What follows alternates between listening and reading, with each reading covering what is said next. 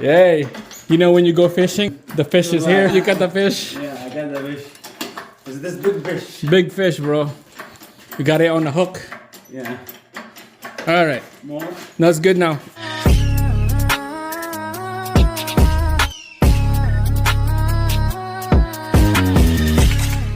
All right, guys, check it out. We got the engine hoist is ready to go.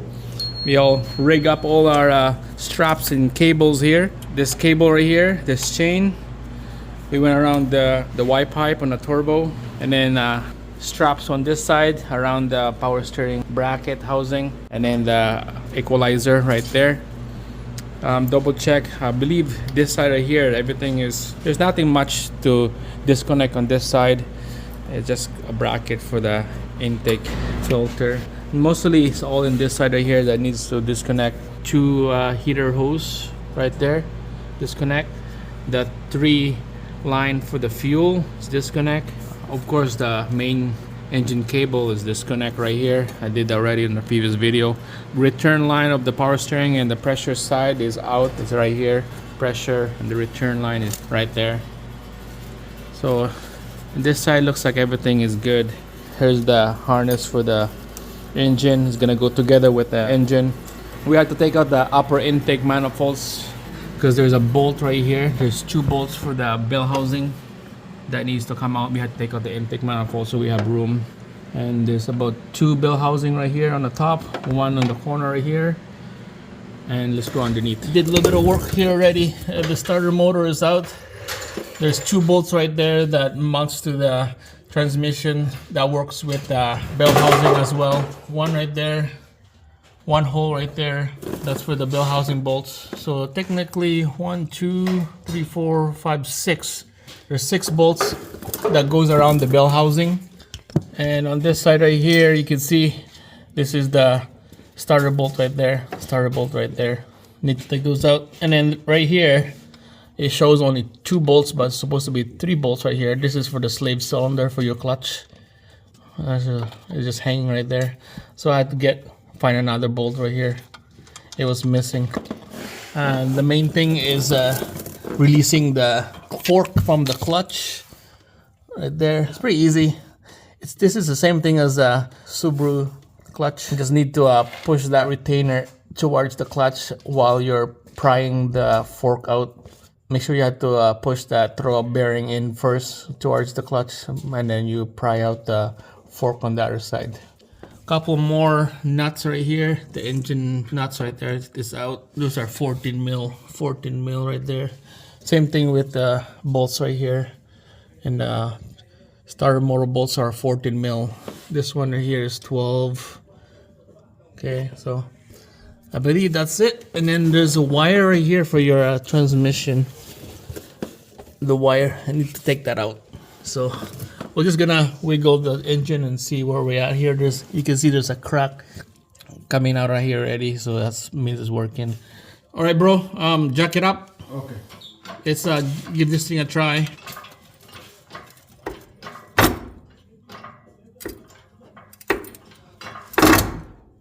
All right, guys, so I got a floor jack right there to hold the transmission up so it doesn't give a stress on that input shaft of that transmission. Now we're gonna have to, we did a little bit of work here. We strap everything together that stays with the engine. Okay, so it's all good on this side. Go up a little bit. Pull that way. Yeah. Okay, wait. Go up, up. Okay, stop.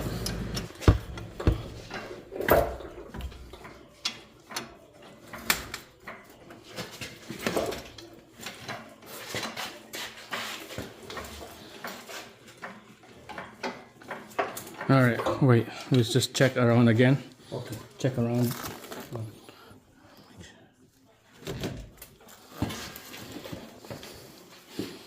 Make sure there's nothing hitting. Okay, this is clear, just the exhaust.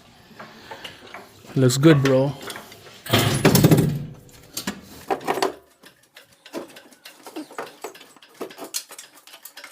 Good. Now we have to What do you want there? yeah. Hold on.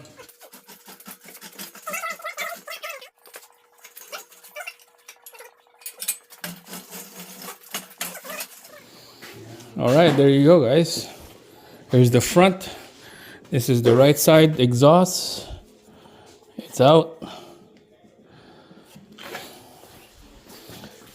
This is the rotary engine. B13. The clutch is not bad. Looks like it's brand new. This is that retainer I'm talking about here. You have to push it in, and then you pry out the fork so that it will disconnect from this clutch right there. And then here's the engine bay. Look at how dirty that is, bro. So dirty. Yeah. Oh, the leak here. It's messy, oil leak right there at the back because of here somewhere. Like, don't know where is the leak from, but we're gonna find out where. We're gonna pressurize this thing.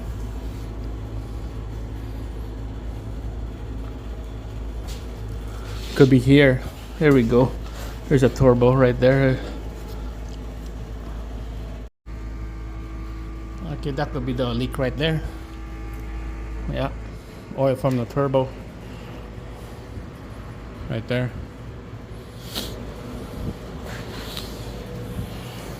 All right, so what we're gonna do next is we're just gonna move all this away, all these little things. We'll move it away, clean it, soap water, scrub it, get all the oil out, bell housing, clean it, get all the oil out. We're gonna put more lube in here, put grease, so this thing is nice and smooth. So, all right, guys, here's our engine right here. It's on the floor. We're just gonna go around what's going on with this engine. I seen about a handful of problem already. Not a big deal, but just a couple major one. So we could start from the turbo side right here. Okay, so you can see that there's that propeller, the intake side right there. There's a little bit of play when you move it up and down.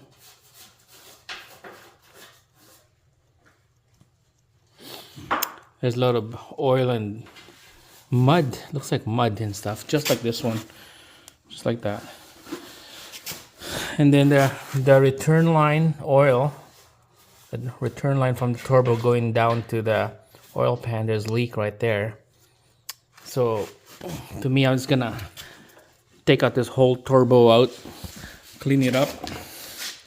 And this is the back right here. This is dual turbo. This is where we had that pipe right here that it was loose. It was loose, and then of course one stud is broken. I mean, the propeller shaft on this one is a little loose as well. There's a lot of play.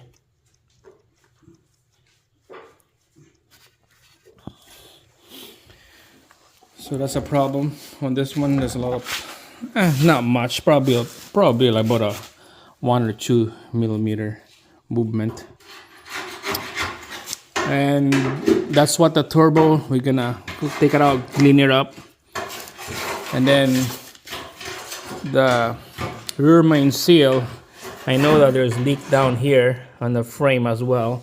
So the rear main seal looks like it's brand new.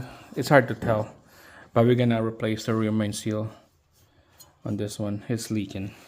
We're gonna have to put a brand new one. On this side,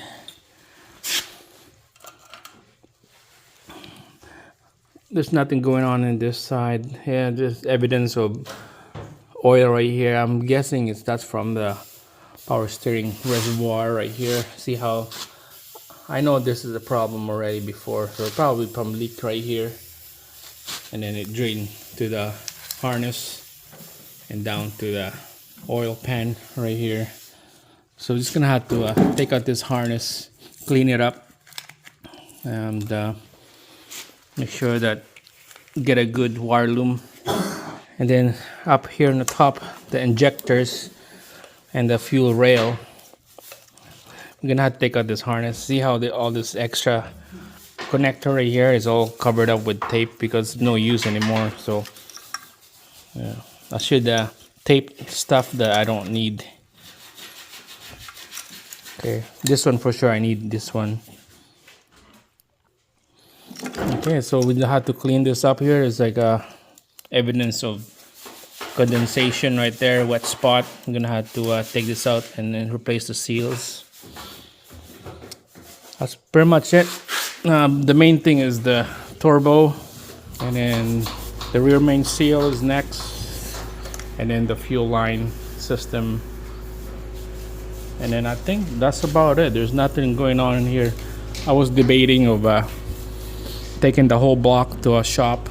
I get like a street port or something like that, or bridge the port to get that brop sound. So we'll see, but that's in the future. We'll see how it goes. So that's a lot of work, harness cleanup right here. So all the way to the front, there's nothing wrong with the front. It's all nice and dry, but we're gonna have to clean all this up. So stay tuned. That's gonna be on the next couple videos. We're gonna strip everything down here with the bare block and clean all the parts.